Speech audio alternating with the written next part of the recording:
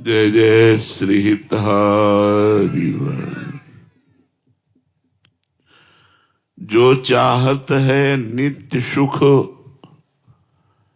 अरुमन को विश्राम, हित ध्रुव हित सो भजत रहो, पल पल श्यामा श्याम।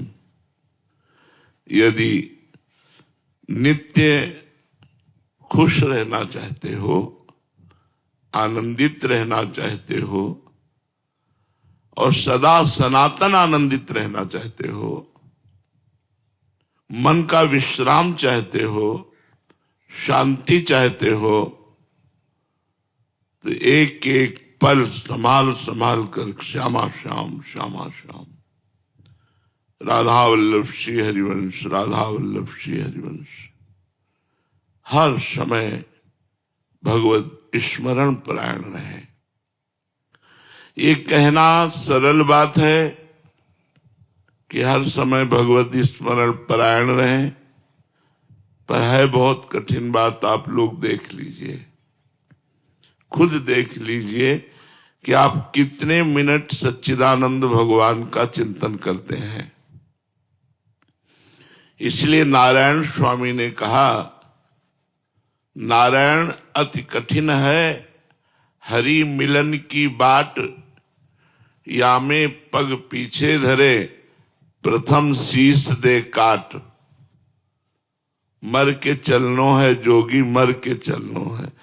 मरो ऐसे मरो जैसे गोरख मरी दीठो।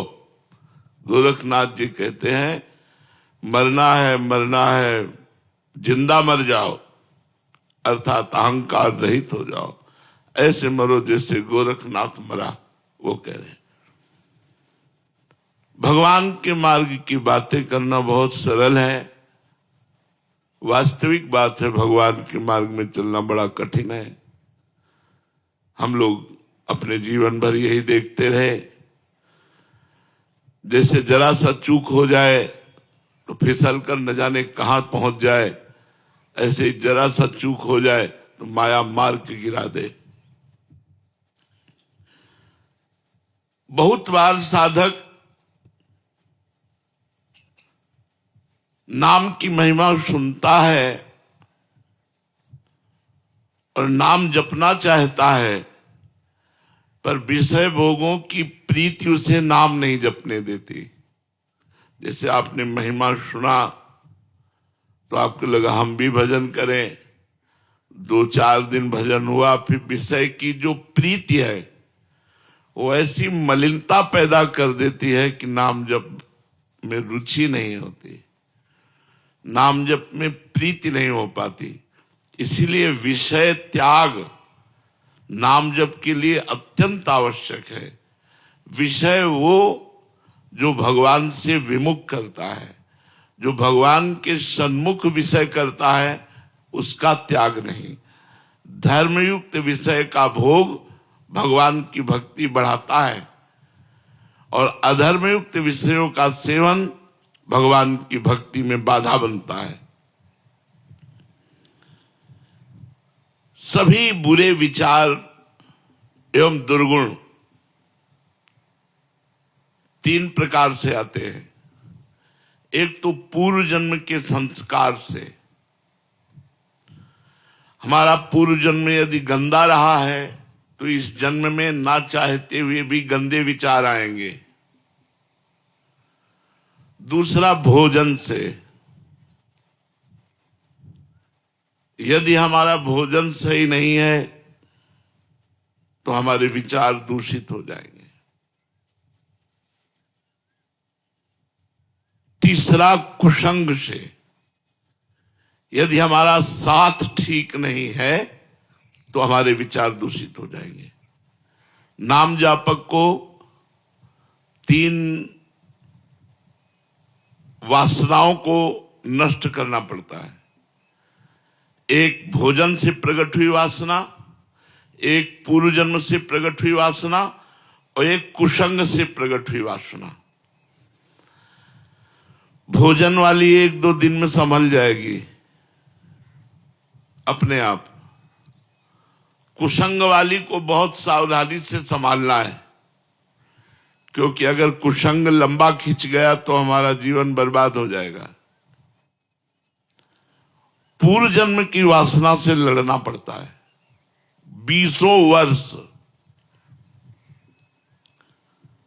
वो सूक्ष्म हो जाती है लेकिन नष्ट नहीं होती। और जहां तीनों वासनाएं नष्ट हुई उसी समय आपको नाम अमृत जैसा मीठा लगेगा। 1 मिनट भी छोड़ना अच्छा नहीं लगेगा।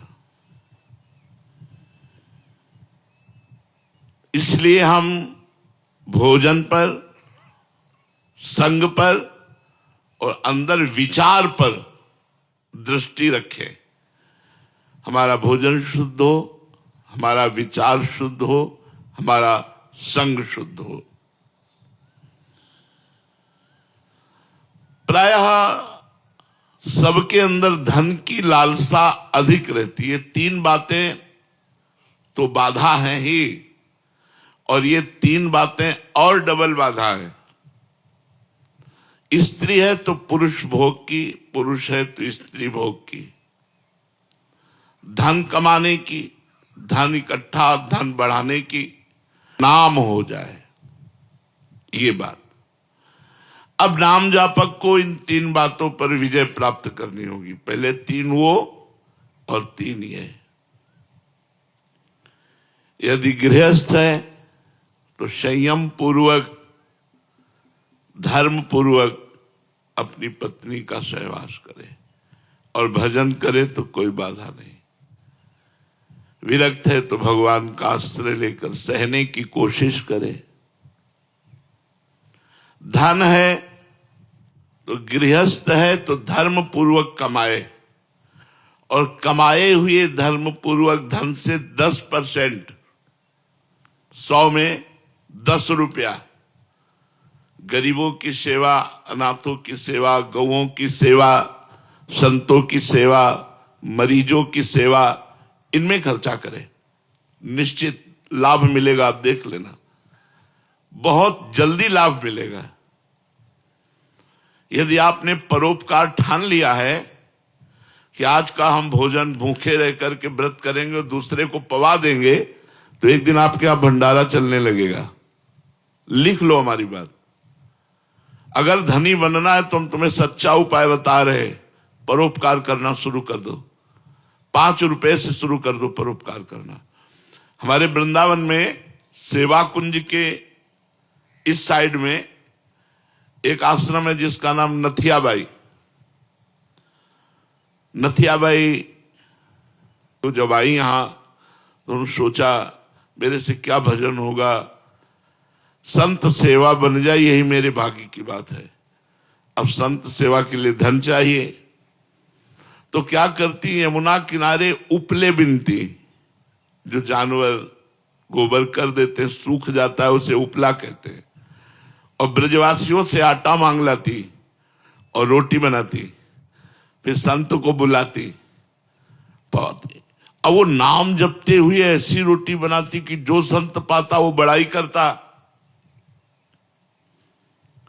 अब वहां बिना बुलाए संत आने लगे, 2 आने लगे, 4 आने लगे। उन्होंने किसी को मना नहीं किया, कभी भी आ जाए, रात के आ जाए तो रोटी बना के देने लगी। धीरे धीरे लोगों को पता चला, वहां दाल और आटे के बोरे, घी की टीनें पहुंचने लगी। धीरे धीरे आश्रम बन गया। एक दिन वो 10 वर्ष सेवा करते व्यतीत हो गए, फल का समय आया तो गेहूं लेने गई थी ब्रजवासियों से। जैसे समय आता है ना गेहूं का, तो खेतों में फिर वो 5 किलो 10 किलो ऐसे सब चंदा रूप में दे देते हैं। तो गाड़ी भरकर, बैलगाड़ी भरकर गेहूं लिए हुए उसी में आराम से आ रहे थे। अब इतने में बादल आ गया और बूंदें गिरने लगी, अंधेरा हो गया। अब वो थोड़ा सा परेशान हुई कि ये कैसे सुरक्षित गेहूं पहुंचे, अंधेरा हो गया, कुछ प्रकाश के लिए उनके पास था भी नहीं। तो इतने में देखा एक छाता लिए हुए 14 वर्ष का बालक आया और कहा, माई ये छाता गाड़ी में लगा ले और लालटेन लेकर मैं आगे चलता हूं, मेरा घर आगे ही है। बोले कहाँ है तेरा घर? तो बोले बस बिहारी जी के पास ही है। वो नथियाबाई जी के आश्रम तक छोड़ करके आए और मुस्कुरा करके चले गए। अब नथियाबाई के दिमाग में ये बात कि 8 बजे रात्रि के बालक, लालटेन, छाता, हो सकता है कोई बालक, लेकिन मुझसे इतना प्यार क्यों करता है कि वो भींगता रहा और छाता मुझे दे दिया। जब दूसरे दिन बिहारी जी के दर्शन करने गई तो बिहारी जी के दर्शन में दिखाई दी लालटेन और छाता। अरे बोले तू ही था, मैं समझ गई। अंदाज तो लगा रही थी पर पक्का नहीं था, आज तो पक्का हो गया। भगवान भक्त की सेवा करने वाले की स्वयं सेवा करने के लिए तत्पर रहते हैं।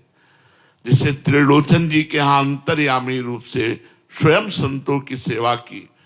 इसलिए यदि गृहस्थ में धन पर विजय प्राप्त करनी है, धन की कामना और धन चाहिए उसकी पूर्ति, तो संत सेवा, बीमार की सेवा, गौ सेवा ये जरूर करनी चाहिए। और शास्त्र आज्ञा करता है 10%, लेकिन 10% बेईमानी की कमाई का नहीं। अगर बेईमानी की कमाई का किया तो तुम भी नरक जाओगे और जो दान लेगा उसका भी पतन हो जाएगा। अधर्म की कमाई का, धर्म की कमाई का अगर 1 रुपया भी तुम किसी को दोगे तो लाखों के बराबर होगा। ये मत सोचो कि 100 रुपया में 10 रुपया, हम 10 रुपया क्या होता है, नहीं। 10 रुपए का अगर एक आदमी का पेट भर दिया कहीं, या 1 किलो नमक लेकर के आपने किसी भंडारे में दे दिया, वो बहुत पवित्र कार्य करेगा। तीसरा है यश कीर्ति। ये पुण्यात्मा पुरुष की होती है, तुम्हारे चाहने से नहीं होगी। तपस्या, पुण्य इनके द्वारा होता है। जैसे इस जन्म में वो घोर विषयी है, पाप करता है, लेकिन बड़ा नाम है, बड़ा ऐश्वर्य है, बड़ा वैभव है, तो ये पूर्व जन्म के पुण्य को भोग रहा है। ये वर्तमान का नहीं, वर्तमान का जब आएगा तो फिर पहुंच जाएगा। वो कौन सी जीव योनि में जाएगा पता नहीं चलेगा। पूर्व का पुण्य इस वर्तमान में यश कराता है, नाम कीर्तन कराता है। या इसी जन्म में इतनी जोर का भजन बन गया तो फिर बिस्तरे सब जग विमल कीरति, साधु संगति ना टरे, बास वृंदा विपिन पावे, श्री राधिका जो कृपा करे। है बिस्तरे सब जग विमल कीरति, पूरे संसार में उसकी निर्मल कीर्ति फैल जाएगी और लाडली जी उस पर कृपा करेंगी। तो 3 और फिर 3, सतोगुण, रजोगुण, तमोगुण। अगर सतोगुण, रजोगुण, तमोगुण इन गुणों पर ध्यान न दिए तो ये तुम्हारे भजन को चौपट कर देंगे। रजोगुण आएगा, भोग वासना प्रकट करेगा। तमोगुण आएगा, निद्रा, आलस्य, प्रमाद प्रकट करेगा। सतोगुण आएगा तो थोड़ा भजन में उन्नति होगी। लेकिन सतोगुण भी भगवत प्राप्ति के लिए थोड़ा सहायक है। बकाया त्रिगुणातीत होने पर ही भगवत प्राप्ति होती है।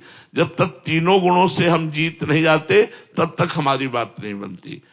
तो 3 इन जब पर हम विजय प्राप्त करते तब त्रिलोकी नाथ का भजन होता है।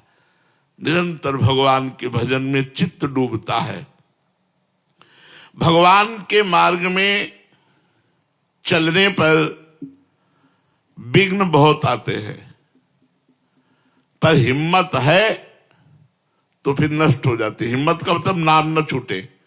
नहीं, विघ्न बहुत आते हैं क्योंकि अच्छे मार्ग में चलने पर जो बुरे विचार हैं, बुरे आचरण हैं, बुरे लोग हैं, संतों से अपने आप द्वेष करते हैं, सतमार्ग से द्वेष करते हैं, आपका उपहास करेंगे, आपकी निंदा करेंगे, आपसे वैर करेंगे, आपको वो दुख देना चाहेंगे, लेकिन आपको हिम्मत रखनी।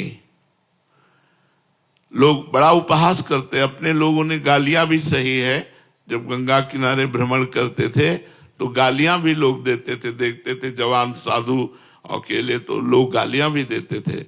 कभी कभी भोजन नहीं, सर्दी का भीषण वेग है और लोग गालियां दे रहे तो एकांत में भगवान से प्रार्थना करते थे, हमने तो सुना था बड़ा आनंद का मार्ग है और यहाँ तो गालियां मिल रही, भोजन नहीं मिल रहा, सर्दी से कष्ट सह रहे।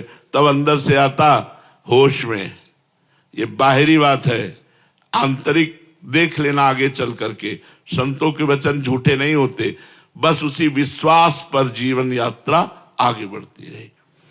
तो अगर हमारे मार्ग में कोई कठिनताएं आती हैं तो हमको हटना नहीं है, छोड़ना नहीं है, नाम जप नहीं छोड़ना, वो विघ्न ही सब नष्ट हो जाएंगे, आप पक्का विश्वास रखिएगा।